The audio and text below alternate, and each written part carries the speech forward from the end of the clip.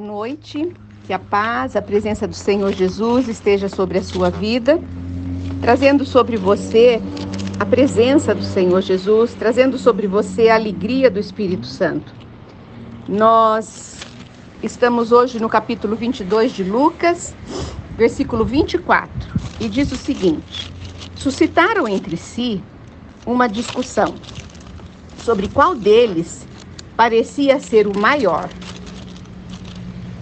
Nós vemos que Jesus andando ali com os discípulos, Jesus fazendo maravilhas no meio deles, e eles muitas vezes se esquecendo de aproveitar com quem eles estavam, e eles fazendo entre si perguntas que nós achamos muito humanas, muito pecadoras, muito insignificantes diante da grandeza do Senhor Jesus que estava com eles. Os discípulos, eles perguntavam, eles discutiam entre eles quem seria o maior. Eles levantavam contendas, eles levantavam os ânimos, porque eles estavam demonstrando a sua humanidade pecaminosa, demonstrando orgulho entre eles.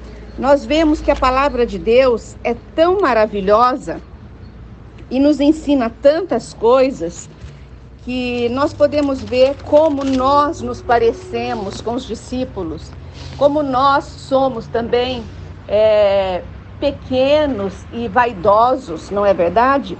O versículo 25 diz assim: mas Jesus lhes disse: os reis dos povos dominam sobre eles, e os que exercem autoridade são chamados benfeitores. Mas vós não sois assim. Pelo contrário, o maior entre vós seja como o menor, e aquele que dirige seja como o que serve.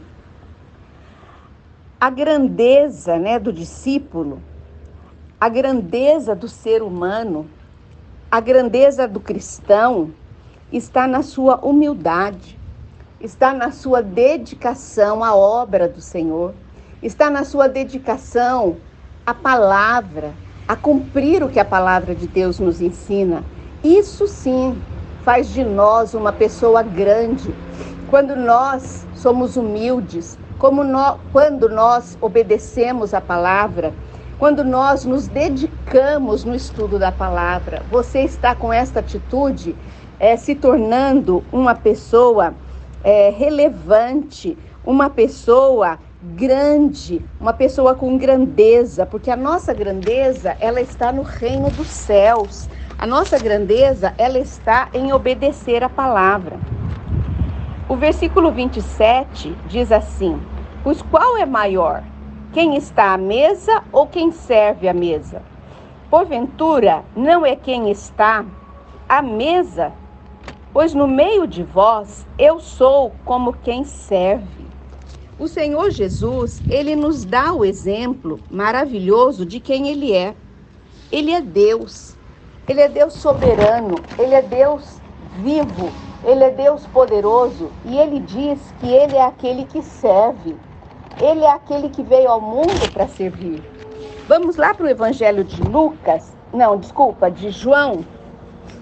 Evangelho de João, capítulo 13, versículo 12 a 15. Diz assim: depois de lhes ter lavado os pés, tomou as vestes e, voltando à mesa, perguntou-lhe: compreendeis o que vos fiz?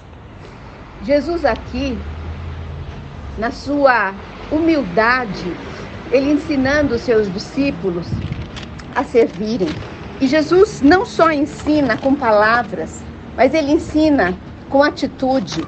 Ele estava ali lavando os pés dos discípulos. Versículo 13: vós me chamais o Mestre e o Senhor, e dizeis bem, porque eu sou. Jesus, ele sabe quem ele é. Ele sabe que ele tem o poder nas mãos, ele sabe que ele é Deus que cura, que salva, que liberta, mas ele é o Deus que veio para servir e que não se orgulhou disso, mas que obedeceu ao Pai. e foi humilde até a sua morte, morte de cruz. Versículo 14 diz: ora, se eu, sendo o Senhor e o Mestre, vos lavei os pés, também vós deveis lavar os pés uns dos outros. Que ensinamento maravilhoso que o Senhor está nos dando. Que eu e você, para nós sermos grandes no reino dos céus, é o que eu tenho falado aqui na equipe do Ministério Café com Fé. Para nós sermos grandes no reino dos céus, nós precisamos apenas de uma toalha nas mãos. Por quê? Para lavarmos os pés uns dos outros, para servirmos uns aos outros. Nós precisamos apenas obedecer e seguir o exemplo de Jesus. O versículo 15 diz: porque eu vos dei o exemplo, para que, como eu fiz, façais vós também.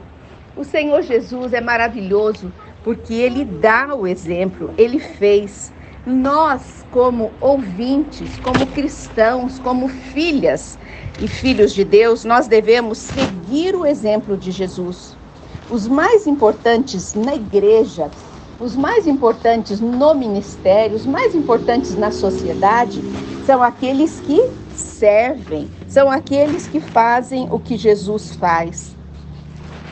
Voltando lá para o livro de Lucas, no versículo 28, ele diz assim: vós sois o que tendes permanecido comigo nas minhas tentações. Vamos ler de novo? Vós sois os que tendes permanecido comigo nas minhas tentações. O Jesus está dizendo que ele passou por tentações. Ele foi tentado pelo diabo. O Senhor Jesus passou por provações. Vamos abrir então em Tiago 1, versículo 2. Diz assim: meus irmãos, tende por motivo de toda alegria o passardes por provações. Jesus em Lucas estava dizendo que ele passou por tentações e provações. E agora aqui no livro de Tiago, nós estamos recebendo uma alerta para nós, quando passarmos por tentações, por provações, nós não nos entregarmos, mas nós estarmos confiantes, passando pela tentação, sabendo que algo de bom irá acontecer. Para o cristão, para mim e para você, toda aprovação, ela toca na nossa fé, para nos tornar mais perfeitos em Jesus. Nós podemos entender que a aprovação é uma escola que o Senhor permite. Toda aprovação é permitida pelo Senhor, para que nós possamos fazer a escolha de crescer no conhecimento do Senhor. Nós precisamos crescer nas provações, daí nós teremos um lucro espiritual. Você entende isso comigo? Quando você está passando por uma dificuldade, por uma enfermidade, por uma luta, se você buscar a Deus, você vai crescer espiritualmente. E aquela provação que veio sobre a sua vida, você vai vencê-la em vitória, porque você se tornará uma outra pessoa espiritualmente. Versículo 3. Sabendo que a aprovação da vossa fé, uma vez confirmada, produz perseverança. O que é perseverança? É a paciência, é a constância numa prova prolongada, num momento difícil, quando não existe uma luz no final do túnel, quando a gente acha que não vai ter solução mais. Essa perseverança, na provação, ela vai nos direcionar para um lucro espiritual, para um conhecimento de Deus, para uma oração firmada em Deus, para uma paz no meio da tribulação. Ora, a perseverança deve ter ação completa para que sejais perfeitos, íntegros e em nada deficientes. Voltando aqui para o Evangelho de Lucas, nós vemos aqui versículo 29. Assim como meu Pai me confiou um reino, eu vou-lo confio. O Senhor Jesus está dizendo para você nessa noite que Ele está confiando em você, entregando para você, para que você pregue, para que você pregue a palavra, para que você leve a palavra de Deus a outras pessoas, para que você pregue sobre o reino de Deus. Versículo 30, encerrando: para que comais e bebais a minha mesa no meu reino, e vos assentareis em tronos, para julgar as 12 tribos de Israel. Nós devemos usar dessa maravilhosa oportunidade que o Senhor Jesus coloca sobre nós, com muita responsabilidade, né, com muito compromisso de pregarmos as boas novas e de falarmos do nome do nosso Senhor e nosso Salvador. Boa noite, que o Senhor te abençoe muito nesta noite e que você possa aprender com Ele a servir.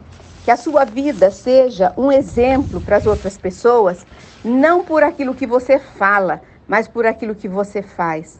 A minha oração é que o Senhor te capacite grandemente, que o Senhor derrame sobre você o óleo do Espírito e a unção do Espírito Santo nesta noite. Boa noite, até amanhã nesse mesmo horário.